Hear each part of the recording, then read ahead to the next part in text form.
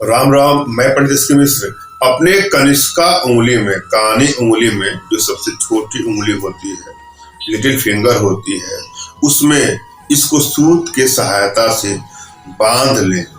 उसके बाद किसी भी स्त्री को, अपने स्वयं की पत्नी को, प्रेमिका को सदैव के लिए अपने वशीकरण पास में, सम्मोहन पास में, आकर्षण पास में बांध सकते हैं।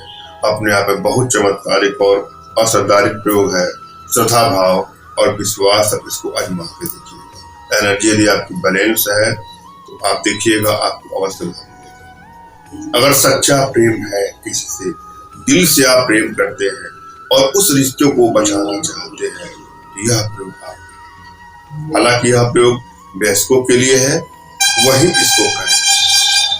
अविवाहित लोग इसको कदापि न करें। वशीकरण का प्रयोग या कोई प्रयोग आप तभी करिए जब आपकी एनर्जी बैलेंस है। यदि आपकी एनर्जी बैलेंस नहीं है तो कभी कभी आपके किए हुए प्रयोगों में सफलता जल्दी नहीं मिलती है, शीघ्र नहीं मिलती है, उसमें विलंब होता है। अतः एनर्जी को बैलेंस करना बहुत जरूरी होता है। एनर्जी कैसे बैलेंस होती है, अपना तुरंत खींचा फोटो भेज करके आप हमसे जान सकते हैं कि एनर्जी बैलेंस है कि नहीं है।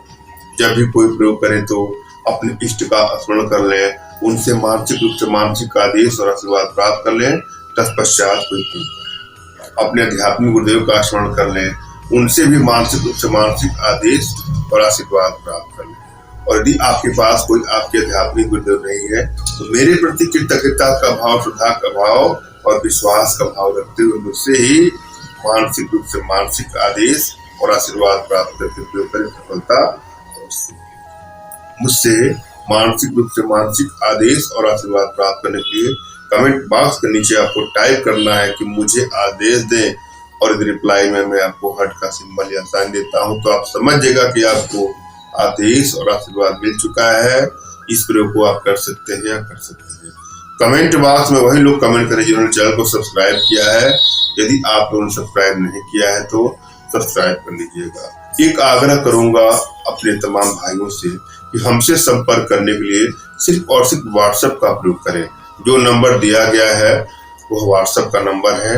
कॉलिंग भी उससे होता है, मगर आप कॉलिंग कदापि न करें।